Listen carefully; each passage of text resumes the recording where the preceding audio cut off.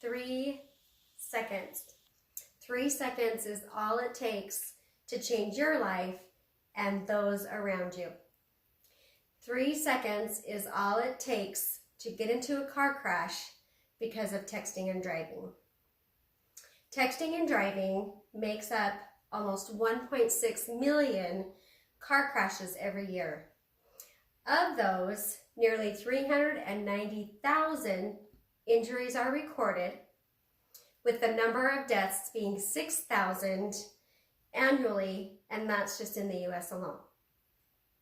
Having a cell phone, myself, and owning my own vehicle, I have been guilty of texting while driving, as well as observing others on the road doing the same. I first started driving at age 16, but didn't get my first cell phone until I was about 22 years of age. I have experienced firsthand the dangers of distracted driving by cell phones. Today, I would like to tell you about the dangers of texting and driving, and then helpful tricks you can use to avoid being distracted by your phones behind the wheel. To begin, I feel it is important to provide substantial facts regarding the dangers of texting while driving, so that you will think twice the next time you are faced with the temptation of texting behind the wheel. An online article by CarSurance provides a concise and well-researched rundown of the most important statistics on this very subject. This list comprised of the most rattling distracted driving statistics for 2019 included 21% of teen drivers involved in a car accident were distracted by cell phones. Several years ago, I had a first-hand experience with a teenage driver who was distracted by her cell phone. Sitting at a red light in my car with my sister in the passenger seat beside me, we were the first car in the lane to go straight once the light turned green. Instead of our light turning green first, the left turn lane light turned green.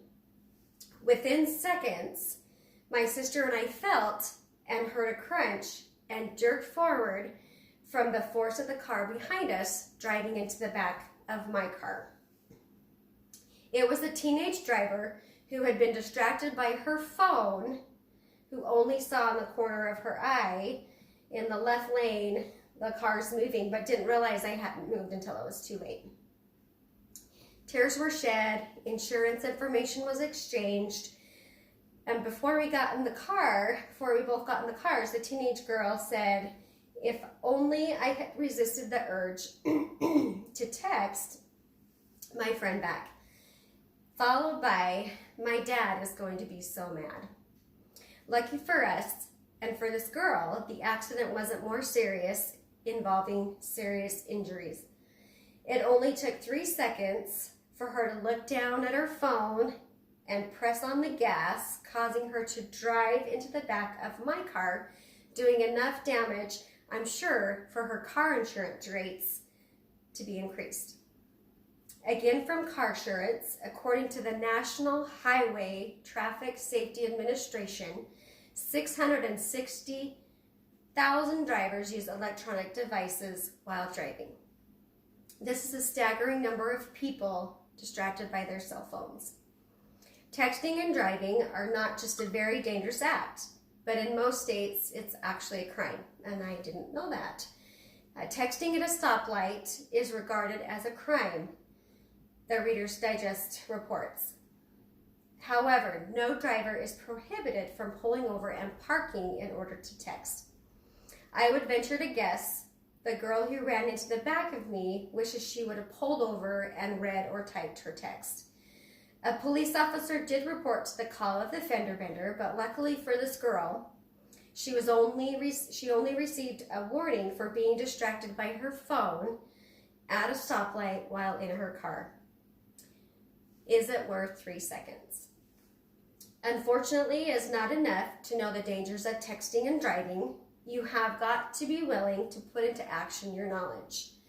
With the rate of accident-related and fatal crashes growing alarmingly, various solutions and preventative measures have been suggested to eradicate this issue. As I was conducting my research and looking specifically for suggestions to stop or avoid texting and driving, I came across this online article by Reader's Digest. I particularly liked this list because whether you are 16 or 86 years of age, these tricks are reasonable and only take about 3 seconds to put into effect. Trick number 1, turn off your cell phone or put it on silent. If you are the type of person who feels obligated to pick up your phone and respond to a text, this is the trick for you. Trick number 2, put your cell phone in an out of reach spot. And I would add way out of reach for those of you that interpreted that suggestion to mean just in the passenger seat. I would suggest putting your phone in a purse, a backpack, or any other bag, putting it in the back seat or even in the trunk of your car. This way, you are not tempted or distracted by constant notifications from your phone. Trick number 3, set everything up before you put your car in drive. What a novel idea. Set up your GPS or send your text before you even pull out of the driveway. This is not only a smart trick, but a courteous one too, as long as you remember to text the person before you drive out. Trick number 4, choose a designated texter. I myself have used this trick many times on long road trips lasting longer than an hour.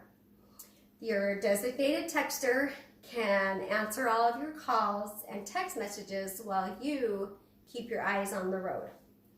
Trick number 5, pull over. While this is a great idea, it may not always be reasonable or feasible, especially if you are driving on the highway. However, Reader's Digest suggests if you are on the freeway, wait for a rest stop or a text stop to pull over. The last and 6th trick is use apps that block you from texting and driving. With all the apps out there for all sorts of things, I'm not surprised there are apps to help you avoid texting and driving. This trick will require you to visit your app store and search apps to block texting and driving, then choose the one that is most appealing or reasonable or feasible for you. There are even some apps which reward you for not texting and driving with coupons and or discounts. Who knew? I have clearly stated up-to-date facts and statistics regarding the dangers of texting and driving, as well as provided tricks or tips you can implement today to keep you from being distracted by your phones, which will ultimately keep you and others safe on the road. Making sure that we stay educated about the dangers of texting and driving and make informed decisions can make all the difference. It will require internalizing the distracted driving statistics and making the necessary changes to keep ourselves and others on the road safe.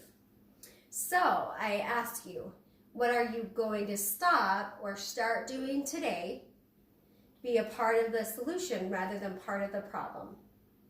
Is it worth 3 seconds of your time? Thank you.